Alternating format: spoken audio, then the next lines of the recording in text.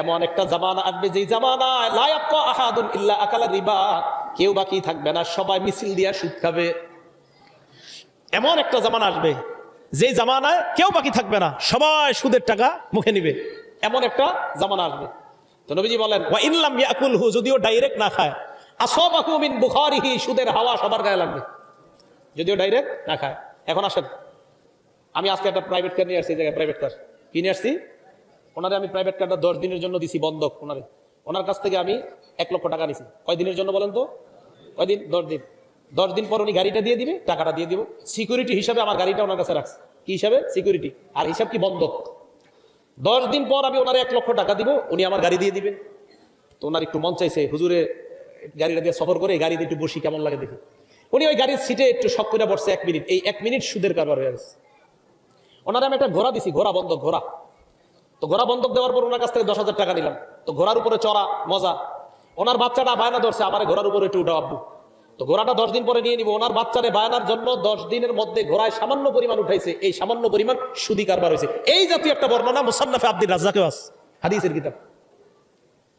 খুব বুঝেন। তাহলে গাড়ি নিল, কিছু করা যাবে না।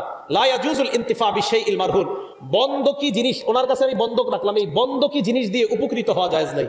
এখন আসেন, এই গাড়ির জায়গায় একটা ফ্ল্যাট দিলাম ওনার, আমি একটা ফ্ল্যাট। এই ফ্ল্যাট দিলাম 5 বছরের জন্য, ওনার থেকে 5 লাখ টাকা নিলাম, ফ্ল্যাটটা ওনারে দিলাম। 5 বছর উনি ফ্ল্যাটে থাকবে, 5 বছর পর 5 লাখ টাকা নিয়ে নিবে, ফ্ল্যাট দিয়ে দিবে। এটাকে শহরের ভাষায় বলা হয় মর্গেজ। জায়েজ নেই, এটা জায়েজ নেই। সুদ এটা, হ্যাঁ এটা সুদ, এটা জায়েজ নেই। আমি ওনার কাছ থেকে দোকান নিলাম, দোকান ভাড়া অ্যাডভান্স দেন না আপনারা? আরে বলেন অ্যাডভান্স দেন না?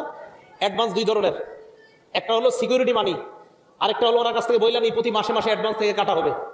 অ্যাডভান্স থেকে প্রতি মাসে মাসে যেটা কাটা হবে ওইটা খরচ করা আমার জন্য জায়েজ, আমি যদি ওনার দোকান নিয়ে অ্যাডভান্স নিই।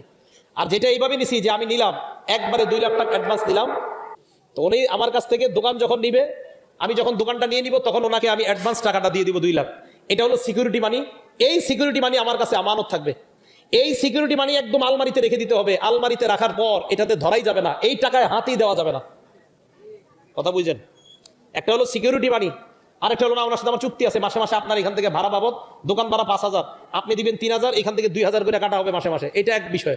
আরেকটা হলো কোনো কাটা হবে না, শুধু দিয়ে দিচ্ছেন, দিয়ে দেওয়ার পর সিকিউরিটি হিসাবে রেখে দিলাম, বাস এটা আমার কাছে থেকে যাবে।